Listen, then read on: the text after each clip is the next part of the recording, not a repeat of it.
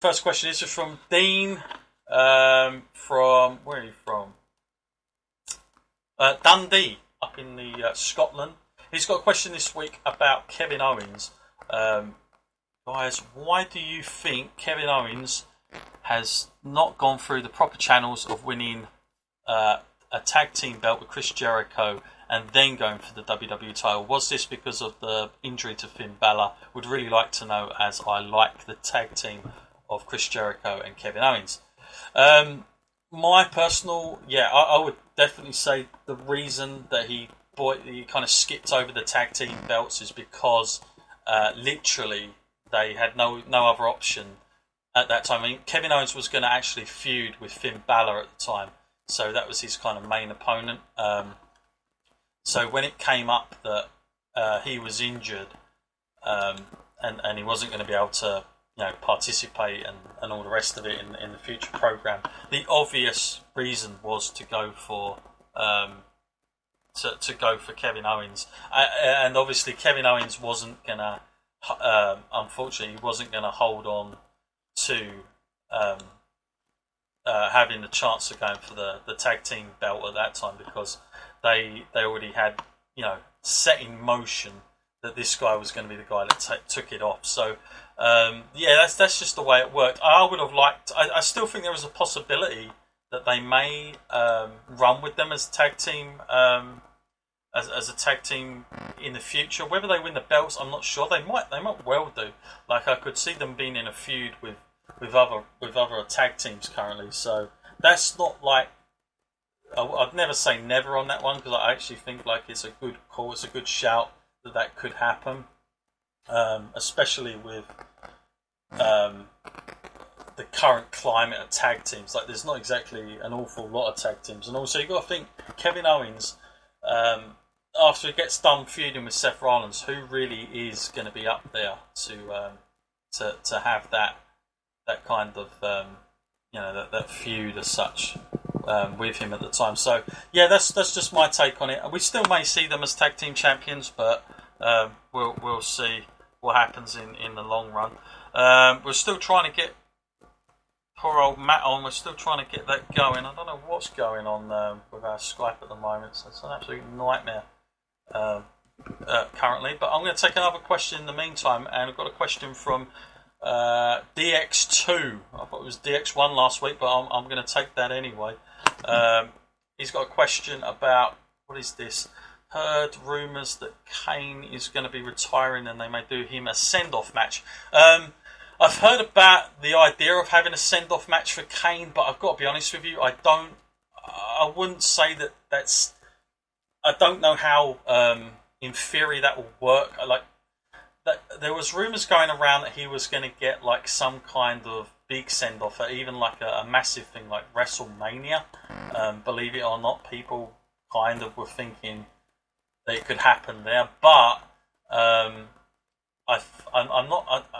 guessing what happened, especially after last year's WrestleMania, this year's WrestleMania, should I say, is that idea kind of got shunted because of other things that were going on at the time. I mean, if when Kane eventually does say want to hang his hat up, I would guess WWE would definitely give him a send-off match.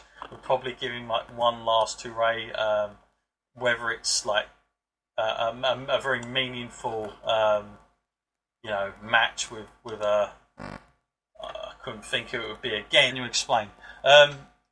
It's tough to explain because again I this is we could go on forever talking about this kind of stuff, but it's just the product, the way it's changing. Bo, I mean, they're not going to.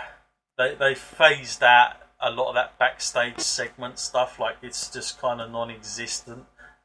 So I'm not sure. I'm not sure that's ever going to come around.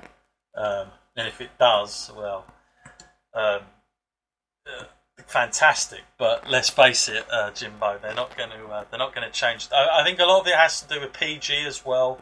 Like, how much can they get away with nowadays with that kind of stuff? So it's very, very it will be very, very confusing, I guess, on all that kind of stuff. if they suddenly started to do that. But I would like to see it more often. They don't do it as much, of course, but of course I'd like to see it nonetheless. I'm going to try and get Matt back on. Let's see if our beautiful Skype system is working. Let's see if we can get ourselves connected on this one. Been an absolute nightmare tonight with our connection. I don't know what's going on. Maybe it's international podcast day. Maybe everyone's using this service. Who knows? Let's take another question whilst I try and get Matt back on. Hopefully he'll come on for the next one. He can answer it with me. Where are we going to go next? I want to take. Let's see if I've got some. I think we had some TNA questions about Broken Matt, who, of course, everybody, everybody at the moment he's the sort of main, the main talking point. He's like the niche at the moment in wrestling. At the moment, Matt Hardy, which is very interesting, to say the least. Let's see if we've got Matt back with us now. Matt, are you there? Let's see. Hooray! Oh, it felt like you've been on holiday, Matt, for a little while. How are you? I don't know what that was about, but these things happen, I guess. Well, it was fine. We took some questions while you were gone. I took about 3 questions, and I think I answered them pretty well. We had Jimbo back on. We had a few questions about the way stuff is booked these days, that they don't use the backstage segments in WWE. But now you're on. Good timing, because I've got a question here on Broken Matt, the most trending wrestler going at the current, it seems. And this is from, let's see who this is from. This is from Taz. Where are you from, Taz? You did put, let me check on this one. Taz from Ohio. There we go. So thank you very much, Taz, for your question. And his question is on Matt Hardy.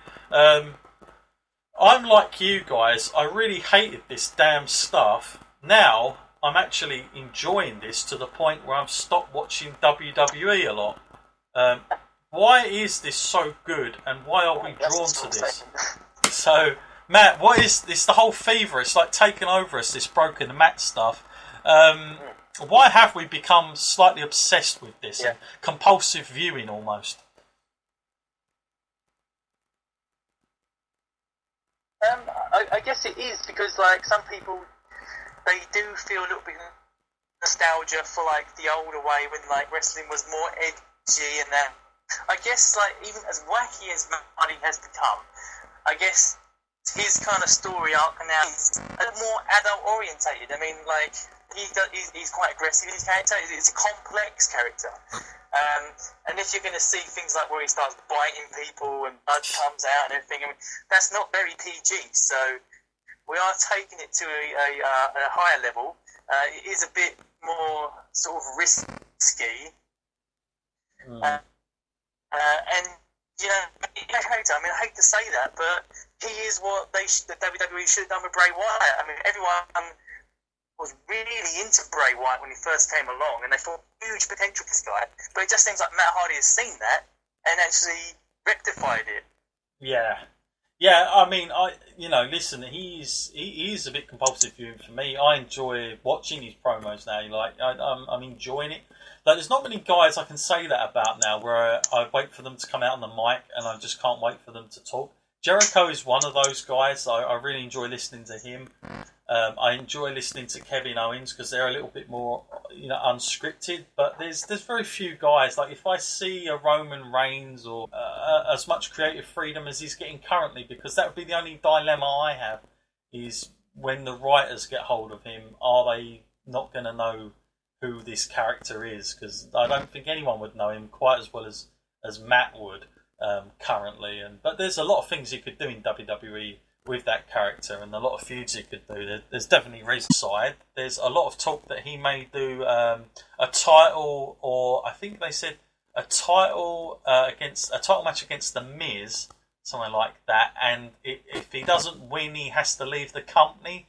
And then they were thinking about repackaging him as a different character in about 6 months to see how that goes and see if that could entice him to stay before his contract ends. This whole business, Matt, these two guys in particular, both on separate brands currently, is there any way, in your mind, that... I mean, Dolph Ziggler to me seems a bit of a lost cause, but Cesaro, maybe there's still hope, but is there any reason as to why they would want to sign at the moment?